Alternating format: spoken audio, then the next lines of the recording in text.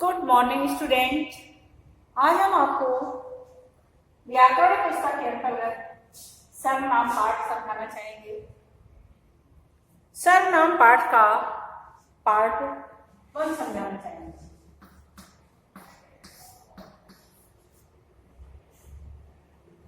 इस पाठ में हम आपको बताना चाहेंगे कि सर्वनाम शब्दों का प्रयोग कहाँ पर किया जाता है। आपने छोटी क्लास में भी पढ़ा होगा, सर्वनाम शब्दों का प्रयोग संज्ञा के स्थान पर किया जाता है। संज्ञा की पुनरावृत्ति को रोकने के लिए सर्वनाम शब्द का प्रयोग किया जाता है, क्योंकि यदि हम संज्ञा शब्द को बार बार बोलते हैं तो वाक्य कुछ अटपटा सा लगता है, अच्छा नहीं लगता है। इसलिए हम उसके स्थान पर संज्ञा का प्रयोग करते हैं, संज्ञा के स्थान पर सर्वनाम का प्रयोग करते हैं। सर्वनाम में सर्वनाम का अर्थ है सर्व माने सबका, नाम माने नाम। सबके नाम को एक ही साथ मिला दिया गया है। सर्वनाम शब्दों में न कोई स्त्रीलिंग होता है न पुल्लिंग होता है, दोनों ही एक साथ ही मिले हुए होते हैं। यदि हमें उनका पता करना होता है कि वाक्य स्त्रीलिंग है अथवा पुल्लिंग, तो हमें क्रिया के द्वारा पता करना पड़ता है। जैसे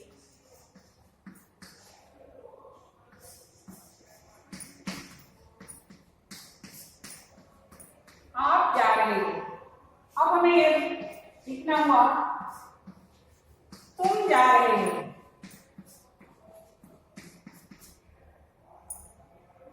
तुम जा रहे हो तो एक वचन का प्रयोग किया गया है। तुम के स्थान पर जा रहे हो हमने सम्मान सूचक किया है। लेकिन यदि हमें, क्योंकि तुम जा रहे हो हमें लगा ये वाक्य पुल्लिंग है, लेकिन हम इसकी जगह लिखते तुम जा रही हो अर्थात स्त्रीलिंग।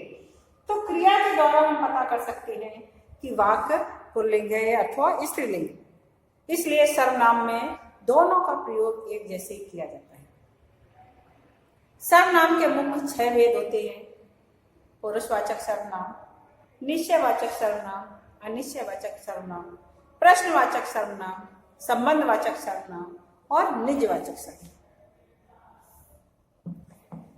इनमें यदि हम आपको ये बता दें, यदि हमने एक सेंटेंस बोला तीनों खिलाड़ी महान हैं, अब 3 कौन कौन से हैं? यदि हम सचिन, महेंद्र और विराट कोहली को कह दें तब भी सही है। अर्थात हम देखे किसी और का भी नाम लें तभी अच्छी है। इमारतों ने हमारे देश का नाम रोशन किया, जैसे ताजमहल, कुतुब मीनार, लाल किला। उसकी जगह हम कोई और मंदिरों के नाम लिख दें तब भी वही बात होगी। इसलिए संज्ञा शब्द के स्थान पर सर्वनाम का प्रयोग किया जाता है। जिन शब्दों का प्रयोग संज्ञा के स्थान पर किया जाए उन्हें सर्वनाम कहा जाता है। पुरुषवाचक सर्वनाम अर्थात पुरुषवाचक सर्वनाम में वक्ता, श्रोता और अन्य व्यक्ति के लिए जिन शब्दों का प्रयोग किया जाता है वो पुरुषवाचक सर्वनाम कहलाता है। जैसे मैं तुम्हें और उसे अपने जन्मदिन की तस्वीर दिखाने लाई। मैं, तुम्हें और उन्हें। पुरुषवाचक सर्वनाम के 3 भेद हैं। पहला भेद है उत्तम पुरुषवाचक सर्वनाम, दूसरा मध्यम पुरुषवाचक सर्वनाम और तीसरा इसका भेद है अन्य पुरुषवाचक सर्वनाम। इन तीनों भेदों में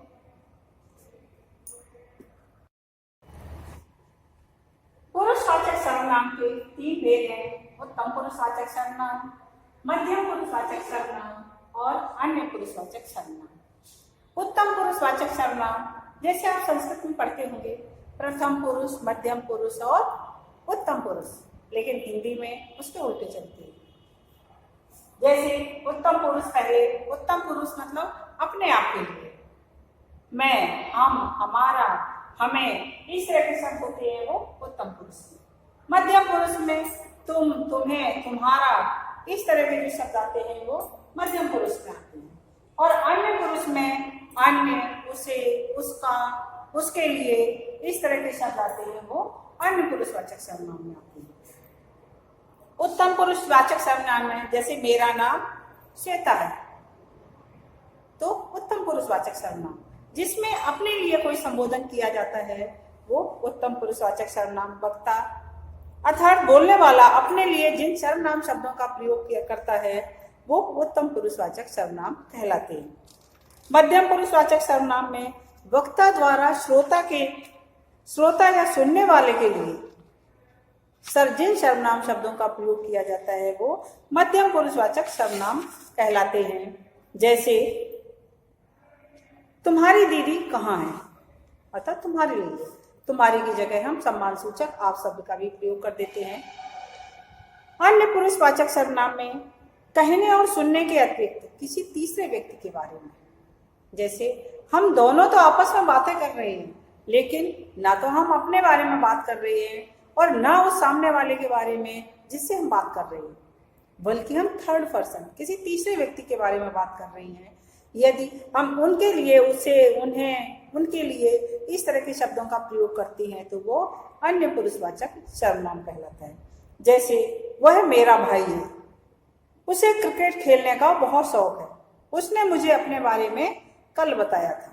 इस तरह के शब्दों को यदि हम बोलते हैं तो वह अन्य पुरुषवाचक सर्वनाम कहलाता है। वह तुम्हें याद करता है, वे विद्यार्थी गणित विषय पसंद करते हैं, उसे कई पुरस्कार मिल चुके हैं, उन्हें सबका स्नेह मिला है। इस तरह के बहुत सारे शब्द होते हैं जो उत्तम पुरुषवाचक सर्वनाम में आते हैं। दूसरा हमने भेद लिखा निश्चयवाचक सर्वनाम।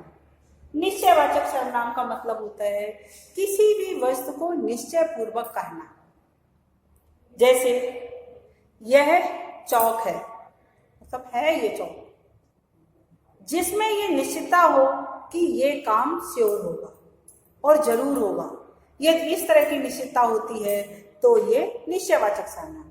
ये सर्वनाम शब्द जिसके द्वारा किसी निश्चित व्यक्ति अथवा वस्तु की ओर संकेत किया जाता है उसे निश्चयवाचक सर्वनाम कहा जाता है। कि जैसे यह घर मेरा है, यह पुस्तक मेरी है। तो इस तरह के यदि शब्दों का हम प्रयोग करते हैं तो वह निश्चयवाचक सर्वनाम। यदि हम इस तरह से बोलते हैं इनको कि यह पुस्तक मेरी है, अर्थात ये पुस्तक है और वो भी हमारी है, तो ये निश्चय पूर्वक है। और यदि हम ये कहते कि यह पुस्तक किसकी है, तब फिर तो ये आता कि ये पुस्तक पता नहीं किसकी है, तो अनिश्चयवाचक सर्वनाम हो जाता है। सर्वनाम का एक भेद अनिश्चयवाचक सर्वनाम भी है। यदि हम निश्चय पूर्वक किसी बात को कहते हैं ये सारे खिलौने मेरे हैं, तो निश्चयवाचक। यह हमारा विद्यालय है, तो ये निश्चयवाचक सर्वनाम। इसी तरह से इसका तीसरा भेद है अनिश्चयवाचक सर्वनाम।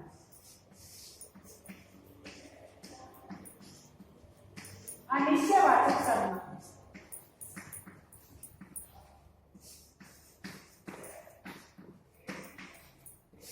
अनिश्चयवाचक सर्वनाम में किसी चीज को भ्रम की स्थिति हो कि ये वस्तु पता नहीं किसकी है। पिताजी कोई आपसे बात करना चाहता है, पिताजी रमेश आपसे बात करना चाहता है, निश्चयवाचक सर्वनाम, क्योंकि बात करने वाला कौन है, रमेश। और पिताजी आपसे कोई बात करने आया है, तो अनिश्चयवाचक सर्वनाम। जिसमें अनिश्चय की स्थिति हो, ये सर्वनाम शब्द जो किसी निश्चित वस्तु अथवा व्यक्ति का बोध नहीं करवाते हैं उन्हें अनिश्चयवाचक सर्वनाम कहा जाता है। इस तरह से निश्चयवाचक सर्वनाम का मतलब हुआ कि किसी चीज को निश्चय पूर्वक कहना। यह पुस्तक मेरी है, यह विद्यालय मेरा है, मैं घर गया, निश्चयवाचक सर्वनाम। और अनिश्चयवाचक सर्वनाम में पेड़ के नीचे कुछ गिरा है, क्या गिरा है पता नहीं, दूध में कुछ पड़ा है, क्या पड़ा है पता नहीं, तो अनिश्चयवाचक सर्वनाम। जिसमें अनिश्चय की स्थिति हो। डियर स्टूडेंट, अनिश्चयवाचक सर्वनाम और प्रश्नवाचक सर्वनाम में हम आपको बाद में अंतर समझाएंगे कि प्रश्नवाचक सर्वनाम और अनिश्चयवाचक सर्वनाम में क्या अंतर है। धन्यवाद।